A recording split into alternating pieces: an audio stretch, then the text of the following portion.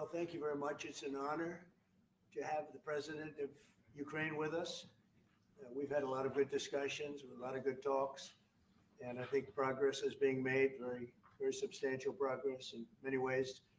We had a good meeting, as you know, just a short while ago with the president of Russia, and I think there's a possibility that something could come out of it, and today's meeting is very important. We have, I guess, the seven very powerful leaders from Europe, and we're going to be meeting with them right after this meeting. And thank you very much for being here. Thank you so much, Mr. President. If I can, first of all, thank you for invitation, and thank you very much for your efforts, personal efforts to stop killings and stop this war. Thank you. And using this opportunity, many thanks to your wife, First Lady of the United States. She sent a letter to Putin about our children, abducted children, and my wife, First Lady of Ukraine, she gave the letter. It's not to you, to your wife. Oh, I want it. Yeah. So we're saying this sensitive topic. Yeah.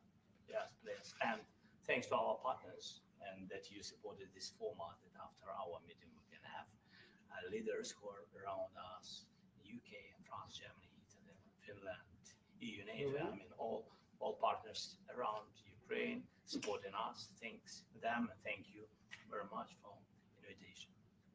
Thank you very much for being here. President Trump.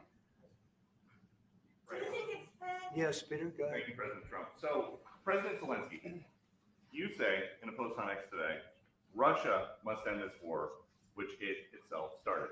President Trump, you say President Zelensky of Ukraine can end the war with Russia almost immediately if he wants to. Which is it? Yeah, I think that's true. I think we're going to have a meeting. I think if everything works out well today, we'll have a trilat. And I think there will be a reasonable chance of ending the war when we do that. And, is this the end of the road for American support for Ukraine? Is today's meeting deal or no deal? I can never say that. It's never the end of the road. People are being killed and we want to stop that. So I would not say it's the end of the road. No, I think we have a good chance of doing it. It's been almost 4 years now that a lot of people were killed last week. A lot of people last week. I mean, millions of people killed, but a lot of people last week for whatever reason.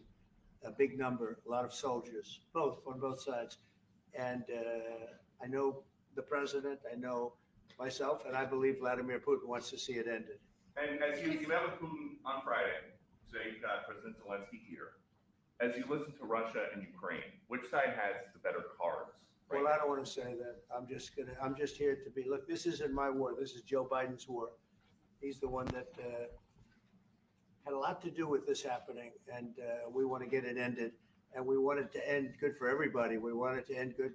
The people of Ukraine have suffered incredibly. President Zelensky, are you prepared to keep sending Ukrainian troops to their deaths for another couple years, or are you going to agree to redraw the maps?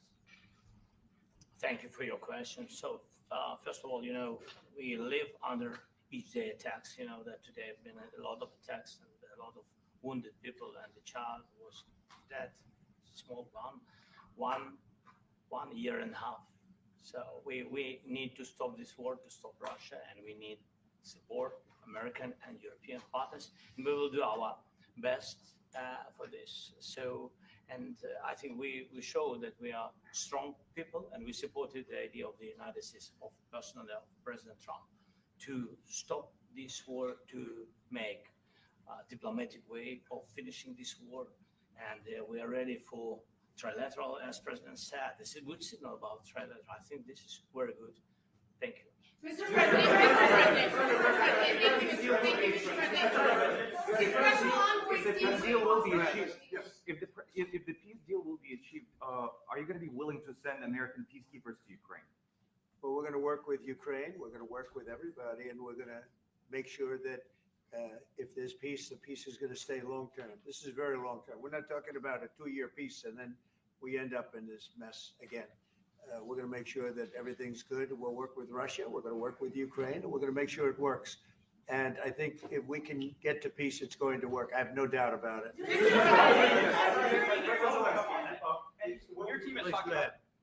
talk about security guarantees. Could that involve U.S. troops? Would you rule that out in the future? We'll let you know that maybe later today. We're meeting with 7 great leaders of great countries also, and we'll be talking about that. They'll all be involved, but there'll be a lot of help when it comes to security. There's going to be a lot of help. It's going to be good. They are first line of defense because they're there. They're Europe, but we're going to help them out also. We'll be involved. Yes. Vladimir Putin mentioned that the war will not end without addressing the root causes of this war. Have you had an understanding what are the root causes of this war? Well, look, the war is going to end. When it ends, I can't tell you, but the war is going to end, and this gentleman wants it to end, and Vladimir Putin wants it to end. I think the whole world is tired of it, and we're going to get it ended. It was, I've done 6 wars. I've ended 6 wars, and I thought this maybe would be the easiest one, and it's not the easiest one. It's a tough one.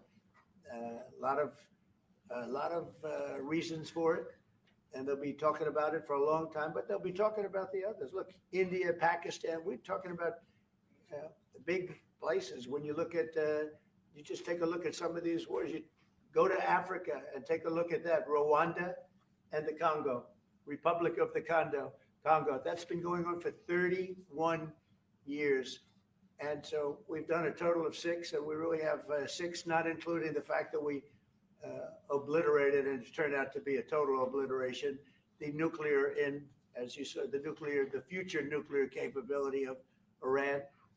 And this one, I think we're going to get solved also. I feel confident we're going to get it solved. Like guarantees or like special envoy put forward. Thank you, Mr. President. Can you tell us about your conversations with European leaders and what they need to see to support an end to the war? Yeah, well, we're going to be meeting with a great representative group and 7 very powerful, very big countries and great people, all friends of mine and friends of yours. And we're going to have some suggestions made. They want to see peace. They would like to see peace. President Trump, Go ahead, please. In the red. President Trump, do you think it's fair for Ukraine and for Russia to achieve a lasting and durable peace if Ukraine cedes its territories that Russia hasn't yet conquered? Do you think it's a fair peace for Ukraine? We're going to have a lasting peace. Just to answer the first part of your question, we're going to have a lasting peace. I hope it's going to be immediately. I hope it doesn't have to go on. And I think people of the whole world is going to be very happy when that's announced. Yeah, please. Mr. President, you posted on social media, Mr. President, a very touching letter from the First Lady, and the letter was hand-delivered to President Putin, and it calls for an end to the war, essentially, because of the children and the children's future. Why did the First Lady feel that letter was necessary? Was it because she believes that Mr. Putin is the aggressor in the war? Is a similar letter being hand-delivered to President Zelensky? So the First Lady felt very strongly. She's watched the same thing that you watch and that I watch. I see things that you don't get to see, and it's horrible.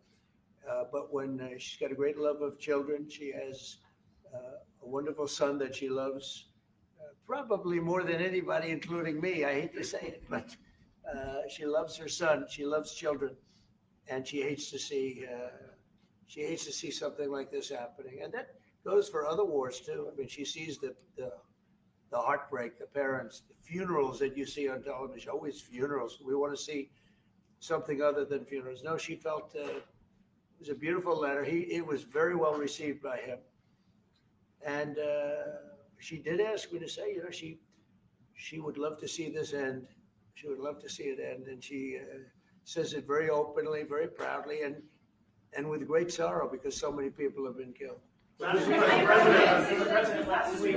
week, Brian, go ahead, Brian. Yes, sir. I've got a question for each of you. First of all, Mr. President Zelensky, you look fabulous in that suit. I said the same. Yeah, you look good. I said the same thing. Yeah. Isn't that nice? That's the one that attacked you last time. See, now he's. I remember that. No, my first question for you, But President you Zelensky. are in the same suit. I You see, I changed you a lot. Maybe yours is much better. Yes, please. Real quickly, upon peace, God willing, we get peace. Are you open to holding an election in your country? Yes, of course. We are open for election, yes. We have to do safety circumstances. And a little bit, we need to work in the parliament because during the war you can't have elections, but we can do security. We need, maybe, how to say, we need a truth, yes, everywhere, in the battlefield, in the sky, in the sea, yeah, to make possible for people to do democratic, open, legal elections. So you say we're ready. during the war, you can't have elections. So let me just say 3.5 years from now.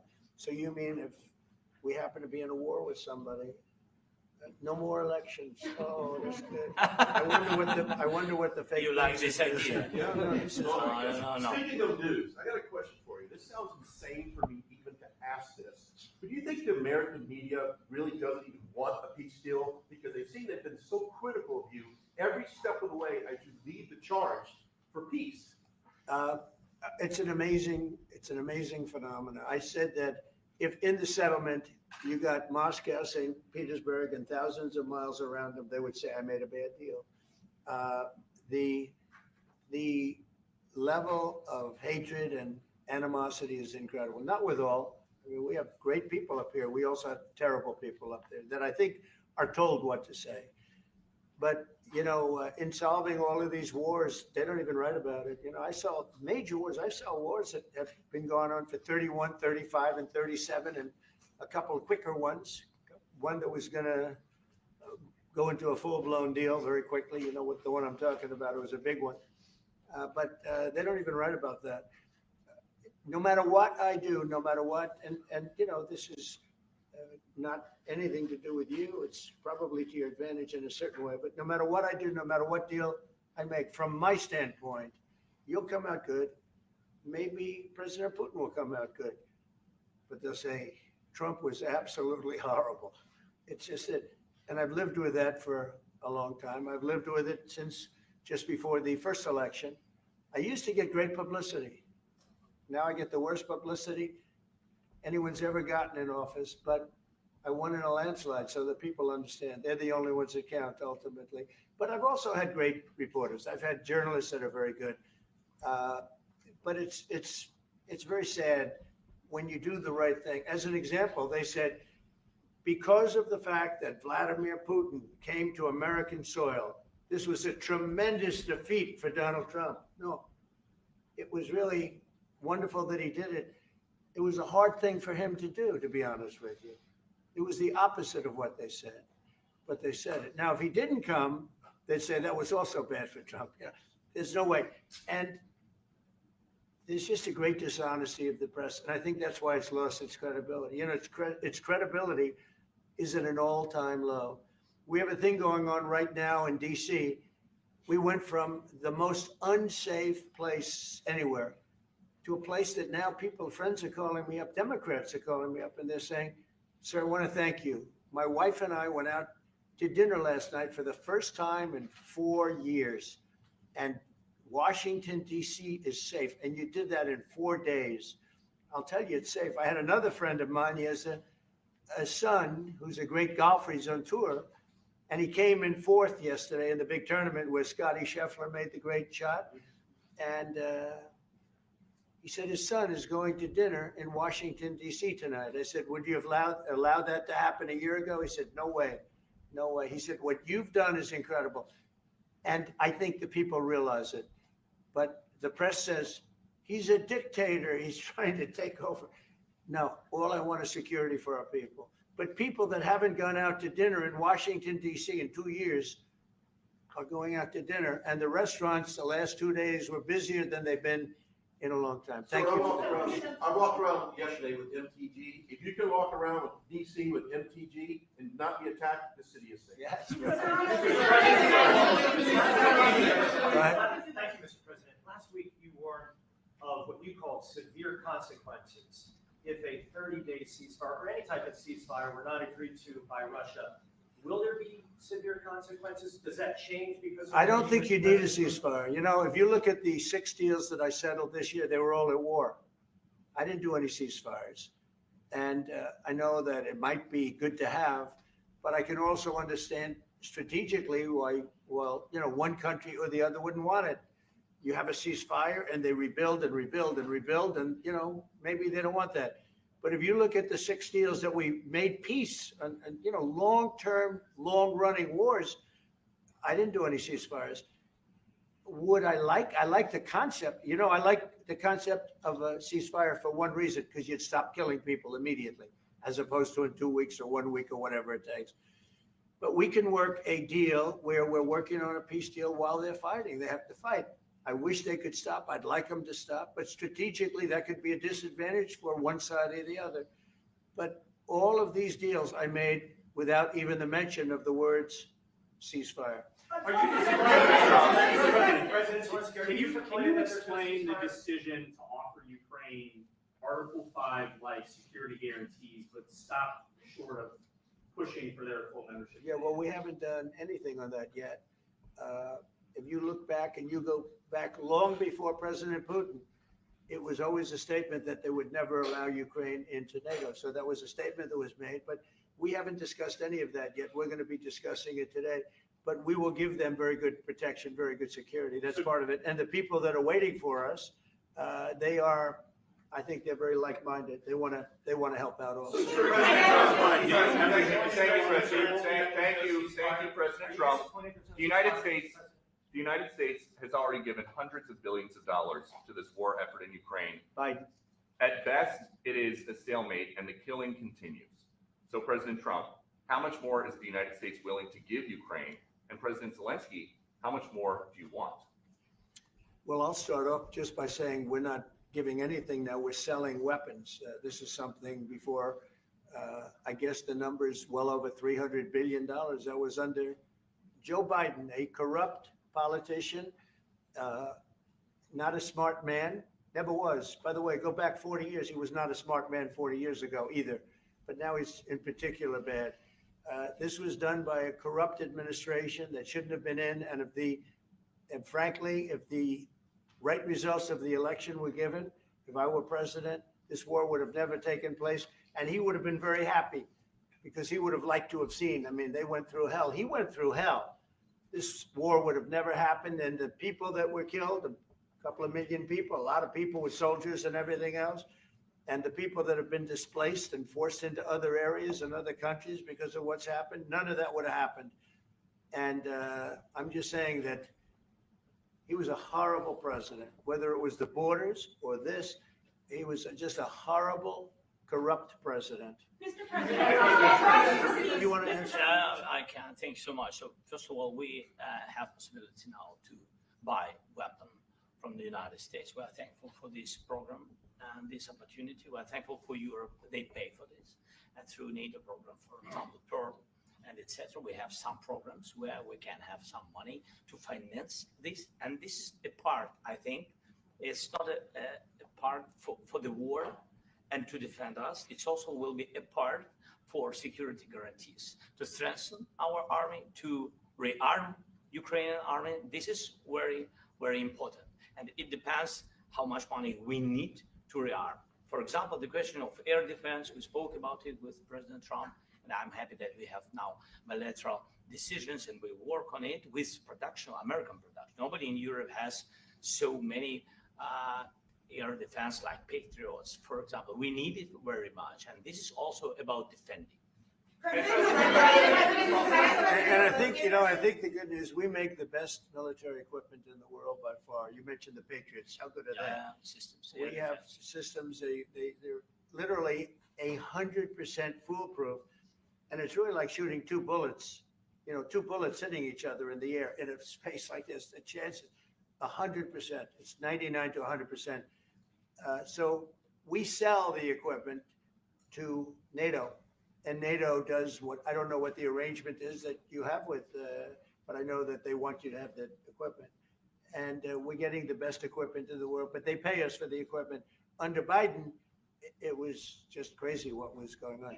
I believe the number is over 300. I think it could be $350 billion worth of equipment and money and everything else.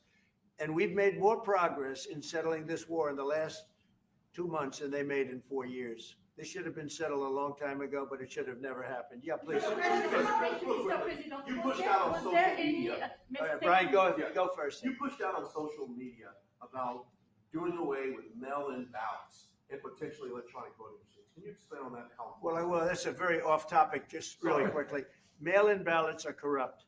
Mail-in ballots, you can never have a real democracy with mail-in ballots. And we, as a Republican Party, are going to do everything possible that we get rid of mail-in ballots. We're going to start with an executive order that's being written right now by the best lawyers in the country to end mail-in ballots because they're corrupt. And you know that we're the only country in the world, I believe, I may be wrong, but just about the only country in the world that uses them because of what's happened, massive fraud all over the place. The other thing we want change are the machines. For all of the money they spend, it's approximately 10 times more expensive than paper ballots. And paper ballots are very sophisticated with the watermark paper and everything else. We would get secure elections. We'd get much faster results. The machines, I mean, they say we're going to have the results in 2 weeks. With paper ballots, you have the results that night. Most people, but most people, many countries use paper ballots. It's the most secure form. So between paper ballots, very, very important, paper ballots, and I think maybe even more important, the mail-in voting. We're going to end mail-in voting. It's a fraud. If you have mail-in vote, even Jimmy Carter with this commission, they set it up. He said the one thing about mail-in voting, you will never have an honest election if you have mail-in. And it's time that the Republicans get tough and stop it because the Democrats want it. It's the only way they can get elected. Because with men and women's sports and with transgender for everybody and open borders and all of the horrible things, and now the new thing is they love crime. They're fighting me on the fact that I've made Washington, D.C. safe. We're not going to get mugged, beaten up, or killed like all the people you've been watching get so badly hurt. I'm glad, I hate to take your time in this, but I'm glad you asked me that question. We're going to stop mail-in ballots because it's corrupt. You know, when you go to a voting booth and you do it the right way and you go to a state that runs it properly, you go in, they even ask me, they asked me for my license plate, for identity. I said, I don't know if I have it. He said, sir, you have to have it. I was very impressed, actually. But it's very hard to cheat with mail-in voting. As you know what happens in California, it's so corrupt where some people get 5, 6, 7 ballots delivered to them. Now, we got to stop mail-in voting, and the Republicans have to lead the charge. The Democrats want it because they have horrible policy. If you have mail-in voting, you're not going to have many Democrats get elected. That's bigger than anything having to do with redistricting, believe me. And the Republicans have to get smart. We're not going to have a country. I said for a long time at rallies, you need borders and you need free and fair elections. Those two things. Otherwise, you don't have. We have strong borders now. In 90 days, Mr. President, we didn't have 0, 0, and 3 months.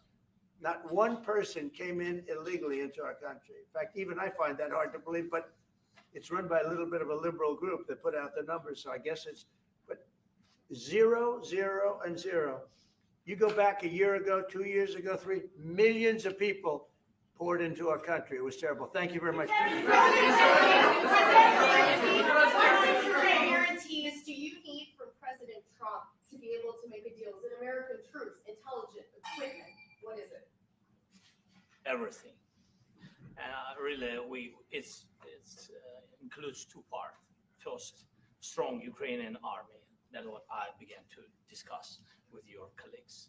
And it's a lot about weapon and then people and training missions and intelligence. And second, we will discuss with our partners. It depends on the big countries, on the United States, on a lot of our friends. Mr. President, are you going to commit American troops to that NATO-like protection in order to get President Zelensky to a deal today? Well, I don't know if you define it that way, but NATO-like, I mean, we have people waiting in another room right now. They're all here from Europe, biggest people in Europe, and they want to give protection. They feel very strongly about it, and we'll help them out with that. I think it's very important. I think it's very important to get the deal done.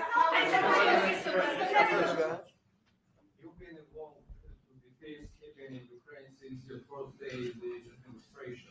What would you say to to the Ukrainian people right now who are suffering under the Russian attacks and hoping that the American people will stand with them.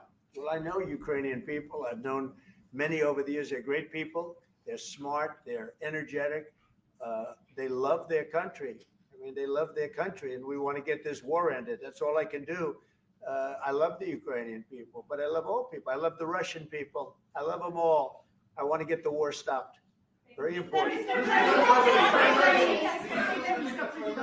any aspect of your discussion with Vladimir Putin that left you disappointed? Look, we just spoke to, I was just telling the president, I just spoke to President Putin indirectly, and we're going to have a phone call right after these meetings today. And we may or may not have a trilat. If we don't have a trilat, then the fighting continues. And if we do, we have a good chance. I think if we have a trilat, there's a good chance of maybe ending it. But he's expecting my call when we're finished with this meeting. Thank you very much, everybody. Thank you.